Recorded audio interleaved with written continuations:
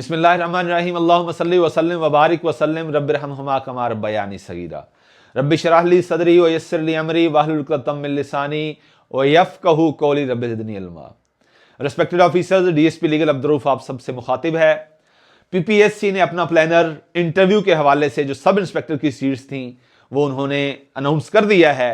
1 दिसंबर 2025 से 4 दिसंबर 2025 के दरमियान आपको बुलाया जाएगा, आपकी बारी आएगी। ये वो लम्हे होंगे जिन लम्हों में आपके आने वाले इंशाअल्लाहुल अज़ीज़ 35 से 40 साल की जो फेट है वो डिसाइड होगी। सो इन दिनों को आम मत जानिएगा, दुरूद शरीफ पढ़िएगा, वालिदैन की खुशियों का ख्याल रखिएगा, उनकी खिदमत करिएगा, उनकी दुआएं लीजिएगा और साथ साथ स्मार्ट तरीके से इंटेलिजेंटली अखबार पढ़िएगा, करंट अफेयर्स देखिएगा, अपने बारे में जानिएगा, अपने इलाके के बारे में जानिएगा, अपनी तहसील में कितने एमएनएज हैं, एमपीज हैं, ये सारा कुछ आपको पता होना चाहिए। पॉलिटिकल, सोशियो इकोनॉमिक क्या क्या इश्यूज हैं आपके इलाके के अंदर, ये आपको जानना बहुत जरूरी है। इन तमाम अलूम के बारे में आपको जानकारी का होना बहुत जरूरी है। आपका अपना ओपिनियन होना चाहिए। एक कैटेगोरिकल अप्रोच के साथ आप मैदान अमल में उतरिएगा। नंबर 1।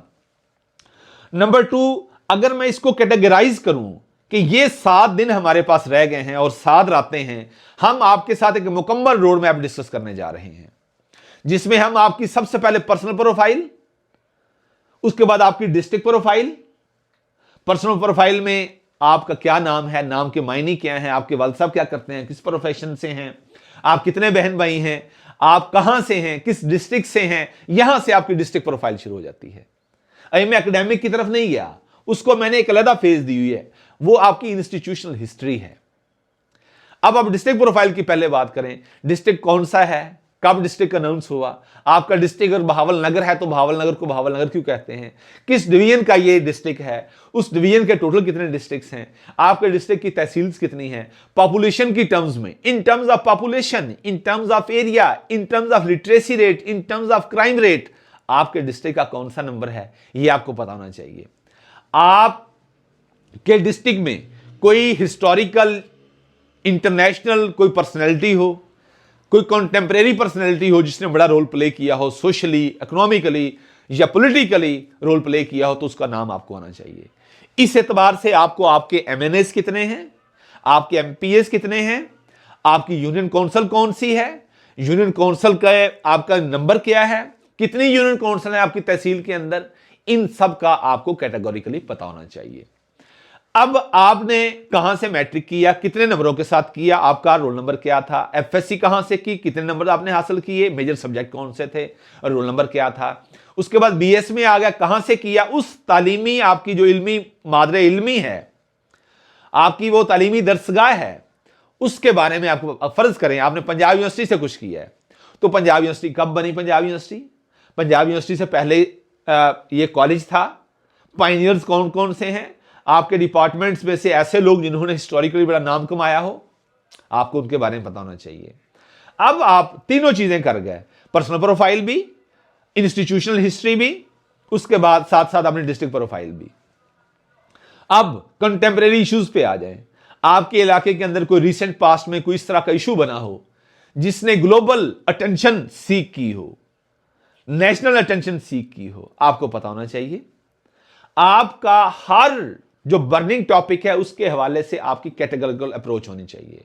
इंटरनेशनल इश्यूज क्या है, इनके हवाले से आप क्या जानते हैं, नेशनल रीजनल इश्यूज क्या है, इनके बारे में आप क्या जानते हैं, ये खामोश करवाइएगा इसे। इन इश्यूज के हवाले से आप क्या जानते हैं, आपकी कैटेगोरिकल अप्रोच होनी चाहिए।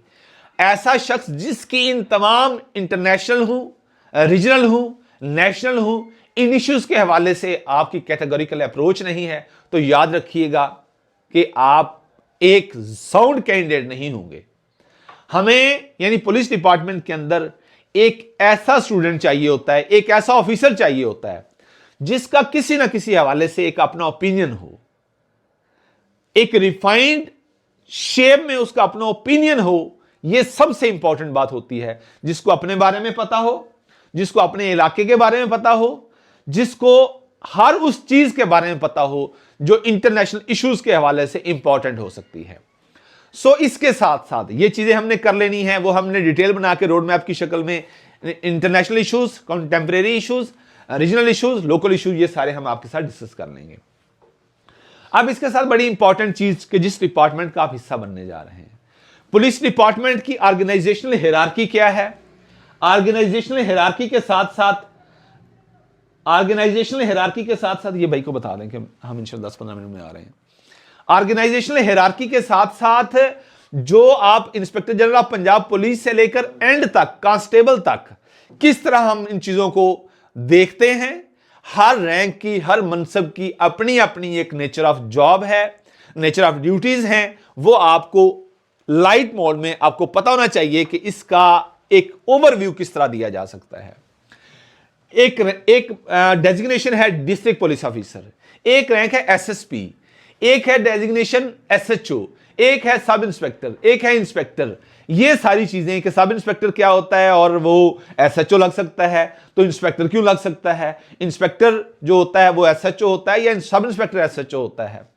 हेड कांस्टेबल किसे कहते हैं, थाने की मां किसे कहते हैं, मुहर्रर क्या करता है, थाने में कितने रजिस्टर्स होते हैं, थाने की वर्किंग क्या है, ये ऑर्गेनाइजेशनल हियरार्की के अंदर ये सारी चीजें हम आपको इंशाल्लाह बताएंगे रोड मैप की शक्ल में। अब इस हियरार्किकल स्ट्रक्चर के साथ साथ एवोल्यूशन क्या हुआ। हजरत उमर रजी अल्लाह तआला अन्हु वो पायनियर हैं जिन्होंने इस महकमे की बुनियाद रखी। अब हजरत उमर रजी अल्लाह तआला अन्हु से लेकर ये दौर जब हम सब कॉन्टिनेंट में आते हैं तो यहां पे पुलिस एक्ट 1861 हमारे सामने आता है। 1861 में पंजाब पुलिस बनती है। पंजाब पुलिस में लेजिस्लेशन जो भी हुई, उसके बाद पुलिस रूल 1934, इंटरनल मैकेनिज्म को कैसे रेगुलेट करना है ये चीजें आ जाएंगी। उसके बाद पुलिस एक्ट 2002 जिसने काया पलट के रख दी। एक लॉ एनफोर्समेंट एजेंसी से Punjab police public service delivery के तौर पर सामने आया, जिसमें कम्युनिटी पुलिसिंग को एंगेज किया गया। कम्युनिटी पुलिसिंग क्या होती है यह जानना आपके लिए बेइंतहा जरूरी है। पुलिस के अंदर डिजिटल जो रेवोल्यूशन आया है, जो new technical digital apps I हैं, वो किस तरह आप वर्किंग कर रही हैं, उन एप्स के हवाले में आपको पता होना चाहिए। पंजाब सेफ सिटी अथॉरिटी ने क्राइम को कंट्रोल करने के हवाले से इनकलाब बर्पा किया, आपको उसके बारे में पता होना चाहिए। ये बेसिक चीजें। इसके साथ साथ सब इंस्पेक्टर की ड्यूटीज क्या है, इसकी वर्किंग क्या है, इसकी पर्क्स प्रिविलेजेस क्या है, इसका प्रमोशन स्ट्रक्चर क्या है, ये सारी चीजें आपके साथ डिस्कस करेंगे। उसके साथ साथ लॉ एंड ऑर्डर क्या होता है, इन्वेस्टिगेशन क्या होती है, चालान क्या होता है, एफआईआर क्या होती है, और कम्युनिटी पुलिसिंग के जो करंट इनिशिएटिव्स हैं वो कौन कौन से होते हैं। सीआरपीसी, पीपीसी, क्यूएसओ के हवाले से एक जनरल आपको ओवरव्यू ताराना नजर डाल के दे दिया जाएगा। उसके अलावा पंजाब पुलिस का ऑफिशियल माटो क्या है, सीसीडी की क्या जरूरत पेश आई, सीटीडी ने किस तरह क्राइम को कंट्रोल करने में जो हमारा एथनिसिटी थी, उसके अलावा जो हमारा सेक्टेरियनिज्म था उसको कंट्रोल करने के हवाले से सीटीडी ने रोल क्या प्ले किया। अब सीसीडी आई है तो बहुत बड़ा इनकलाब पैदा हुआ है, इनकलाब आया है। यहां पे क्राइम को डेक्लाइन की तरफ क्राइम गया है, इसने अपना इंपैक्ट क्रिएट किया है। इसकी जरूरत क्यों पेश आई, आपका एक ओपिनियन होना चाहिए। इसके साथ साथ क्राइम रेट कम किस तरह हो सकता है, कंपैरिजन करेंगे पंजाब पुलिस का दीगर प्रोविंसेस की पुलिस के साथ, अपनी पंजाब पुलिस का इंडियन पंजाब पुलिस के साथ, जो उसके अलावा जो इंटरनेशनल लॉ एनफोर्समेंट एजेंसीज हैं उनके साथ भी कंपैरिजन होगा। ये सारी चीजें डिटेल के साथ, मॉडल पुलिस स्टेशन क्या होते हैं, थाना कल्चर क्या होता है, पुलिस परसेप्शन किस तरह बेहतर हो सकती है पब्लिक के अंदर, ये सारी चीजें डिटेल में इन 7 दिन और 7 रातों के अंदर आपके साथ डिस्कस करेंगे। ये सारा कुछ आपको इसलिए बताया कि ताकि आप इस सीट को सिक्योर कर लें, एक तगड़े डिपार्टमेंट में आके जहां पे आप दुनिया में जन्नत कमा सकते हैं, खुदा की खुशियों का हुसूल मुमकिन हो सकता है। ये सारी चीजें आपके लिए बतौर सब इंस्पेक्टर मुमकिन हो सकती हैं। आप जालिम का हाथ रोक सकते हैं, आप मजलूम के साथ खड़े हो सकते हैं, उसकी दादरसी कर सकते हैं। सो इन 7 दिन और 7 रातों को गनीमत जानिएगा, वालिदैन की खुशियों का ख्याल रखिएगा, दुरूद शरीफ पढ़िएगा, अखबार मत छोड़ें। तो अगर आप भी हमारे कारवां में शामिल होना चाहते हैं, दिए गए नंबर पर रब्ता करके आप हमारे साथ शामिल हो सकते हैं। खुदा आपके लिए आसानियां पैदा करे, हम सब के लिए आसानियां पैदा करे और आसानियां तकसीम करने का शरफ बख्शे। अस्सलाम वालेकुम।